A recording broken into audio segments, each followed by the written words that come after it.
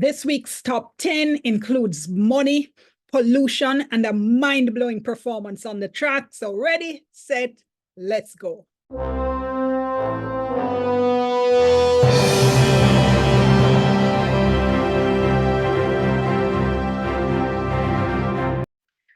Number 10 for me this week is the announcement by Sports Minister Olivia Babsy-Grange that in a bid to encourage our athletes, everyone who makes a team for the Paris Olympics will get $360,000. That's about $2,300. The minister also said $50 million in incentives, that's about $320,000 has been set aside for the team for this year's Olympians. Now, this is really good news. It might not sound like a lot of money for somebody who is earning a whole heap, who has really big contracts, but remember, a lot of our athletes are not in that category. We have a lot of people who are developing and who are struggling, who may not even be able to pay a coach. I remember, for instance, Commonwealth bronze medalist Jason Morgan saying that he couldn't pay a coach at one stage. He had to ask people, ask passers-by sometimes to video him, to record him, and he would go back and watch those videos and correct his technique. So yeah, this is good news. Number 9. Now, it's always nice when people deliver on their promises, but I have to tell you, this is one promise I could have done without. As promised, the National Water Commission started water lockoffs in some communities, and yes, my community was one of them. So do pray for rain, not flood rains, but just nice, steady rain in the watershed areas. Otherwise, we're going to be buying more buckets and more black tanks. Number 8, wouldn't be an Olympic year in Jamaica without some kind of drama. So cue the drama. Superstar coach Glenn Mills, along with the J3s, has criticized the Jamaica Olympic Association, said they haven't allocated enough officials to go with the Jamaican track and field team to the Paris Olympics. The J3s president, Garth Gale, says they wanted 17, but only 14 have been allocated. He says 17 is a reasonable request. Now, Glenn Mills says it's a disgrace that you have to be fighting to get the required number of coaches, the required number of therapists and doctors to go with an Olympic team that's probably rated number 2 or 3 in the world. He said the number really should be 21, since we're likely to have 65 or 70 track and field athletes. Now, the Jamaica Olympic Association came out swinging. They called the comments unfortunate and ill-advised, and they said Coach Mills as well as the J3A should know better. They said Coach Mills and the J3A should know that it's not them, it's not the local Olympic Association that decides the number of officials that go with the teams. They say the Olympic organizers have what they call a team formula, and that is what is used to determine the number of officials. Then they went on. They accused the J3s of lack of transparency. They said the J3s went ahead, negotiated a contract with a third party to host a camp without the prior knowledge of the Olympic Association, and then called on the Olympic Association to foot the bill. Okay. Let's hope they sort it all out, although knowing Jamaica's tendency for behind-the-scenes drama at these major championships, I'm not so sure. Number 7 lands us back in the courts, or perhaps I should say lands us at the threat of court action. All the politicians are suing each other, and I'm losing track at this stage. You probably know that opposition leader Mark Golding said he's going to sue the Deputy Speaker of the House of Representatives, Roy Clark, because of some comments that Mr. Clark made about Mr. Golding and his wife. Now there's more. Now we're hearing the MP for Eastern St. Thomas, Michelle Charles, threatening to sue the PNP General Secretary Dayton Campbell for what she says are defamatory statements, questioning whether she has a right to sit in the House of Representatives. The PNP has been calling on MP Charles to prove that she renounced her U.S. citizenship. But her lawyer, Abe Dabdub, wrote to Dr. Campbell saying she was validly and duly elected. They want an apology.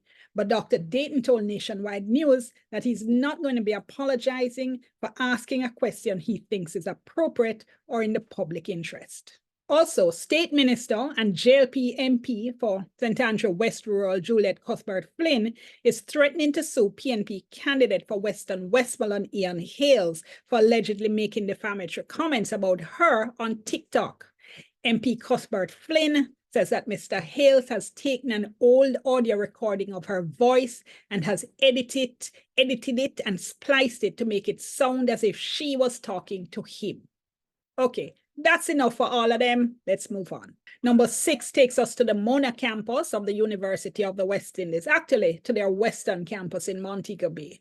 The UWI has launched what they're calling a global health initiative to significantly increase the number of healthcare officials trained. They're going to be training more doctors, more nurses, more pharmacists, and more imaging technologists. They said they'll do this in 2 phases. The first phase is going to be local training. They said when the local demand is satisfied, they'll move on to phase 2, which will see them training more overseas students. Now, for me, this is good news. More training opportunities, meaning more jobs for local Jamaicans, especially when you're talking about the healthcare industry, which is such a great industry to work in. There's so many jobs all over the world. People can stay here, they can move, they can earn money. So yeah, good news. Let's just hope UWI executes this well. Number 5 is the news that Jamaica has 50 new garbage trucks. Trust me, this is a big deal, all right? Just ask all the communities complaining about irregular garbage collection. The National Solid Waste Management Authority says, yes, we will see more regular garbage collection as a result. I hope so. I also hope that they'll actually maintain these trucks because that is a problem we have all the time. Number 4, the Jamaica Civil Service Association and the Jamaica Medical Doctors Association are upset with the Ministry of Finance. They said the ministry hasn't been responding to them and that there are a number of items that are still not resolved from their last big wage negotiations. The Minister of Finance, Dr. Nigel Clark, is calling on the association to hold strain. He says there is work being done to try to resolve the issues. Well, the public servants on Friday wore black in protest. They say they're going to be escalating that protest. So I don't know if they're listening to him. I spoke to them and they sound pretty upset. Number 3 takes us to St. Catherine and the Rio Cobre, where there's been another pollution incident. Now, every time the Rio Cobre is polluted, fish die, and people who make their living from fishing are affected. And this is just really disgraceful. There have been so many problems with pollution of the Rio Cobre. We've had all these promises, and we still see this happening. This deserves a whole video by itself, but for now, I'm just going to say this stinks. Number 2, Jamaica is off the so-called gray list of the Financial Action Task Force. The Financial Action Task Force is the global money laundering and terrorist financing watchdog. In 2020, they put Jamaica on their gray list, saying we weren't doing enough to prevent money laundering and to prevent the threat of terrorist financing.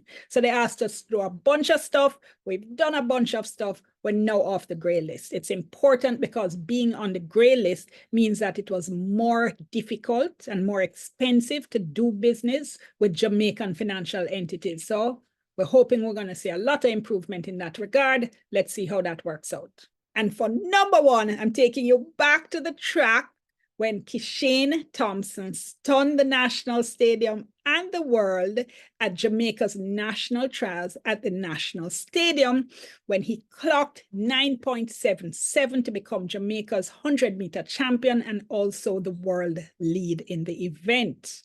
Michael Johnson said, just when countries other than the US and Jamaica thought there may be an opening, Jamaica comes back to shut it down. And US 100-meter champion Noah Lyles said, shout out to them boys running out there in Jamaica. You all are really helping to make this a great Olympic championship. Well, his first comment about Kishane and, I hope he stays healthy sounded kind of shady, but I'll take this one. Maybe somebody talk to him. That's where we're going to leave it for this week. What were your top stories? See you next time.